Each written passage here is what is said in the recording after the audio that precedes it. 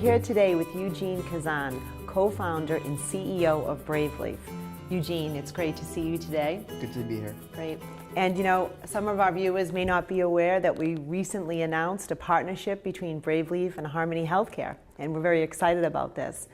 I want to talk about technology in healthcare and some of the things that you're seeing and want to share with our viewers. Yeah, so we are a technology company, and in healthcare space, noticed that there's a real lack of clinical domain expertise in technology companies. And as a result, the product that come out is really not helpful to the user.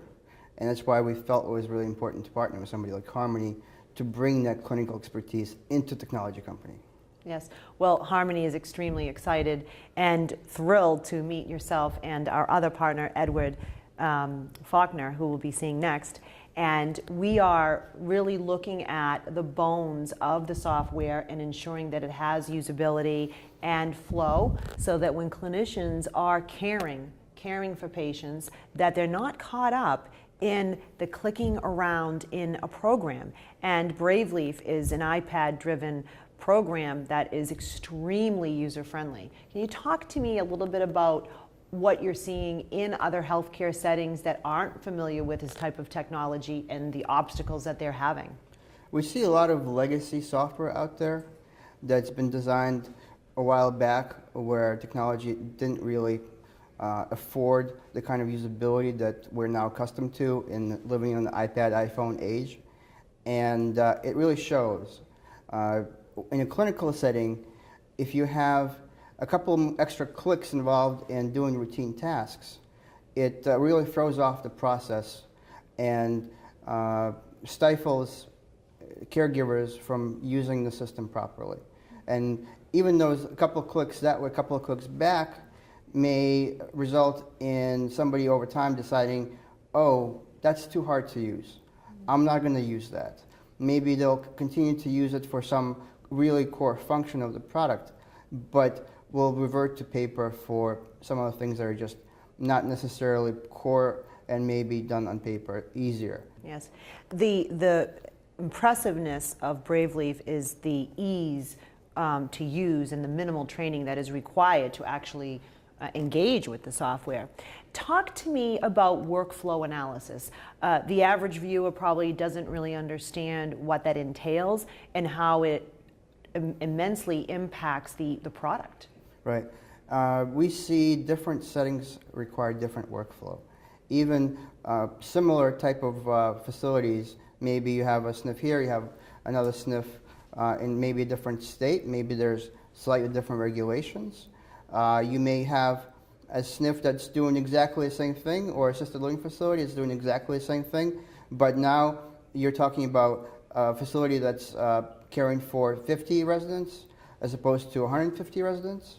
All of a sudden that scale plays into it, and we see that a lot of times people end up having a system that is not scaled right to their personal scale and workflow. We ask questions and we actually work with caregivers where they work. We go on the floor and actually follow them around and understand what they do. And a key to doing that workflow analysis is getting to the root cause of the requirements. And I think that the workflow analysis is so important for the product development, and what I've seen with BraveLeaf is that when implementing software, the value to an organization is that you increase productivity and decrease expenses.